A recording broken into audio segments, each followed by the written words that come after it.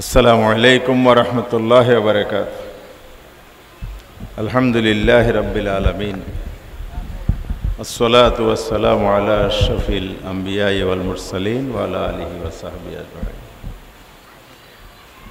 উস্তাদুল উলামা, বাংলাদেশের আলেমে কুল শিরোমণি হযরতুল আল্লামা সুলতান জোগ সাহেবের আজকের এই স্মরণ সভার শ্রদ্ধেয় সভাপতি, দারুল মাআরিফ মাদ্রাসার বর্তমান মহাপরিচালক হযরত মাওলানা ফুরকান আহমদ খলিল, আজকের এই মঞ্চে উপবিষ্ট নিজাম ইসলামী পার্টির চেয়ারম্যান এবং লালখান বাজার মাদ্রাসার প্রতিষ্ঠাতা, যিনি ইসলামী ঐক্য, ইসলামী সমাজ প্রতিষ্ঠার আন্দোলনের জাতীয় পর্যায়ে ভূমিকা পালন করে আসছেন, হযরতুল আল্লাম মুফতি এজাহারুল ইসলাম সাহেব হাফিজাহুল্লাহ, মঞ্চে উপবিষ্ট চট্টগ্রাম মহানগরীর আমির জামাত ইসলামীর সাবেক সংসদ সদস্য জনাব শাহজাহান চৌধুরী, হযরতুল উলামায়ে কেরাম, মুরব্বিয়ান আযম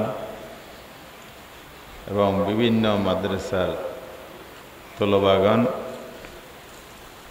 সবাইকে আমি আজকে এই সুন্দর মজলিসে উপস্থিত হওয়া এবং আমাকেও শরীক হওয়ার সুযোগ দেওয়ার জন্য আন্তরিক শুকরিয়া জানাচ্ছি। বিশেষ করে সাহেবে মজলিস সদর ফুরকান সাহেবকে আমি বিশেষভাবে আন্তরিক ধন্যবাদ জানাচ্ছি।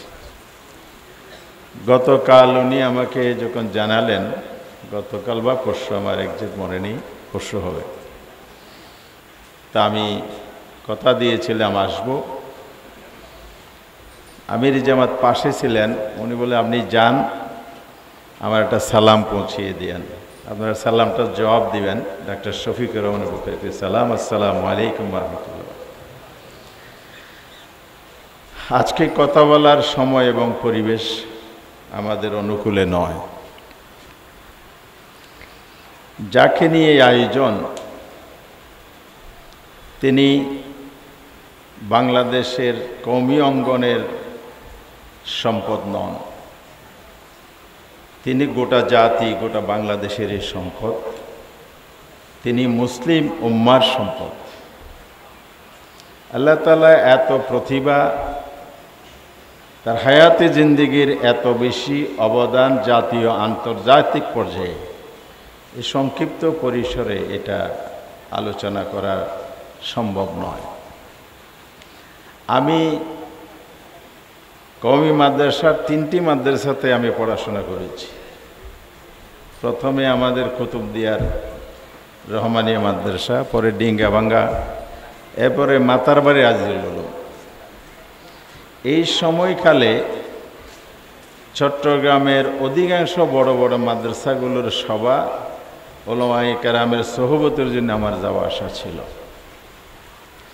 আল্লামা সুলতান জোগ সাহেবকে আমি সেই সময় থেকে আবছা চিনতাম, গভীরভাবে নয়। তিনি যখন আরবি সাহিত্যের জগতে আসবুহুল জাদিদ একটি মুজাল্লা ম্যাগাজিন বের করলেন, এটা দিয়ে ওনার সম্পর্কে আমার জানার ঘনিষ্ঠতা এবং গভীরতা। আল্লাহ তাআলা এলমে দ্বীনের, কোরআন, হাদিস, ফিকহ, আরবি সাহিত্য, সংস্কৃতি, সকল জগতে যে ওনার যে দখল বিচরণ, এটা অনন্য। আমাদের দেশে প্রচলিত ধারণা হলো আলেম ওলামাগণ মসজিদ মাদ্রাসা নিয়ে দ্বীনি লাইনে কাজ করেন, এটা সাধারণ ধারণা।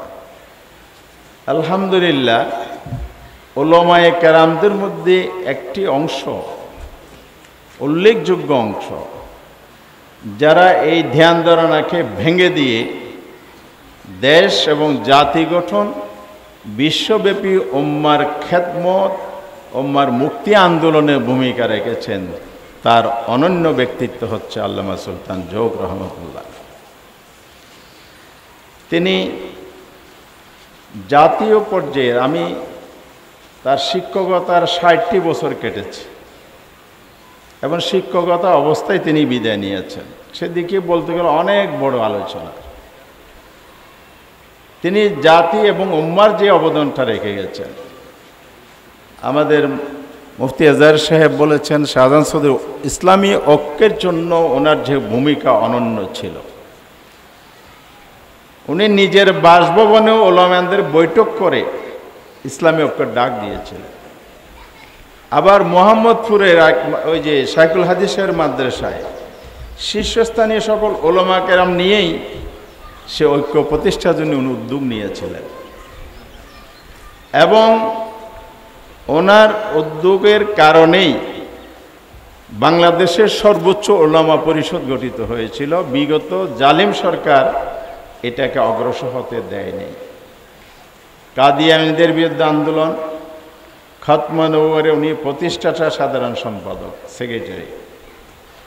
জাতীয় পর্যায়ের অর্গানাইজেশন হেফাজতুল ইসলামের উনি প্রতিষ্ঠাতা সাধারণ সম্পাদক। বাংলাদেশের এই দুইটি আন্দোলন খুবই আলোচিত। আমি খুবই নগণ্য মানুষ। আমার আব্বা দাওয়েন্দ্র ফারেক, কারি আব্দুল সালাম সাহেব অনেকেই চিনেন, মুফতি মুজাফর সাহেব পটিয়ার, একসাথে ওনারা শিক্ষকতা করেছেন। আল্লামা শফি সাহেব দেবন্দ পড়া গেলে আমার আব্বা ওনার সিনিয়র ছিলেন। এত মহাব্বত করতেন। হাটাজারি যেতাম, পটিয়া যেতাম, বুহারি সাহেব। আর এই হুজুরের কাছে আমার আখের পর্যন্ত যোগাযোগটা খুব কঠিন সময়ে ছিল। এই যে আব্দুল হালিম নাম আপনাদের একজন ছাত্র আছে, ওনার খাদেম, একজন শাহেদ, ওরা সাক্ষী দিবে। আমি যখন কোনো জাতীয় ক্রাইসিস হতো ছুটে আসতাম ওনার কাছে লুকিয়ে লুকিয়ে। কেন লুকিয়ে আসতাম বলবো না, ওলামায়ে কেরাম জুলুম হয়েছে, আমাদের উপর কি হয়েছে এটা আর বর্ণনার দাবি রাখেন। সে সময়ে উনি হয়তো কোনো পার্টিতে সক্রিয় নেতৃত্ব দেন নাই, কিন্তু দিনীয় আন্দোলনে, ইমানি আন্দোলনে লিডারশিপ দিয়েছেন। আবার রাজনৈতিক জগতের উনি সবচাইতে বুদ্ধিভিত্তিক চিন্তা এবং পরামর্শদাতার ক্ষেত্রে উনি অগ্রণী ভূমিকা পালন করেছেন। তার অবদান ভোলার মতো নয়। 5ই মেয়ের কথা বলেছেন, এর আগেও আমি হুজুরের কাছে আসছি, পরবর্তী সময়ে আসছি। তো অনেক স্মৃতি বলার ছিল, আজকে বলা সম্ভব হচ্ছে না। এগুলো হলো জাতীয় পর্যায়ে ওনার অবদান, যে অবদানের ফলশ্রুতিতে সরকারের অনেক সিদ্ধান্ত বাতিল করতে হয়েছে, আদালতের রায় পর্যন্ত পরিবর্তন হয়েছে। আপনাদের মনে আছে ফতোয়ার বিরুদ্ধে বিগত সরকার রায় দিয়েছিল, মনে আছে? ইসলামিক ফাউন্ডেশন, ওলামারা যখন মাঠে নামলেন, ইসলামিক ফাউন্ডেশন 25 জন আলেমকে দাওয়াত দিয়েছিলেন, তার মধ্যে হুজুর ছিলেন। বলা যায় ওনার রিকমেন্ডেশনের ভিত্তিতে আদালত এই মামলার রায় পরিবর্তন করে শর্ত সাপেক্ষে ফতোয়া দেয়া যাবে, এই রায় পুনরায় ঘোষণা করতে বাধ্য হয়েছে। তো জাতীয় পর্যায়ে নীতি নির্ধারণে ওনার একটা বিরাট অবদান ছিল। আন্তর্জাতিক অঙ্গনে তিনি যে ভূমিকা রেখেছেন, ইসলামের সাহিত্য সংস্থার উনি ট্রাস্টি বোর্ডের মেম্বার, বাংলাদেশের প্রধান। লিবিয়ার সাহিত্য সম্মেলন আল ইসলাম ওয়াল মারাত, নারী ও ইসলাম, যে অধিকার, উনি 64টি জেলার স্কলারদের মধ্যে সেকেন্ড ম্যান, তৃতীয় পুরস্কার প্রাপ্ত মানুষ। মানবাধিকার সম্পর্কে ওনার অনেক কথা আছে, অর্ধশত গ্রন্থ রচনাকারী। এই অবদানগুলো আজ ভুলবার নয়। আমরা শুধু দোয়া করে শেষ করতে চাই, তিনি যদি আজ বেঁচে থাকতেন, সরকারের যে নারী সংস্কার, ইসলাম, কোরআন, সুন্নাহ বিরোধী, এর বিরুদ্ধে হুজুরের অবদান আমরা শুনতে পেতাম। তো এই মহান ব্যক্তিত্বকে আল্লাহ রাব্বুল আলামিন যেন ক্ষমা করেন, মানুষ হিসেবে যদি কোনো ত্রুটি হয়ে থাকে। আর আমরা এই দোয়া করি আল্লাহ তাআলা জান্নাতের সর্বোচ্চ মাকামে যেন আল্লাহ তাআলা তাকে মেহমান হিসেবে কবুল করেন, পরিবার পরিজনকে যেন আল্লাহ হেফাজত করেন, আর শেষ মুহূর্তে আমি এবার কেয়ারে দেখতে গিয়েছিলাম, ইসলামের প্রতি যে দরদ ভালোবাসা, আমাকে দেখে চোখের পানি সেরে দিয়েছে, কিন্তু কথা বলতে পারেন নাই, ইশারায় বলেছেন এবং দোয়া করেছেন। কিছু কথা ইশারায় বলেছেন, যেটা বোঝা গেছে উনি সবসময় যেটা অনুভব করতেন ইসলামে ঐক্যের ডাক, সেই জিনিসটি নিয়েই আজকে আমাদেরকে কাজ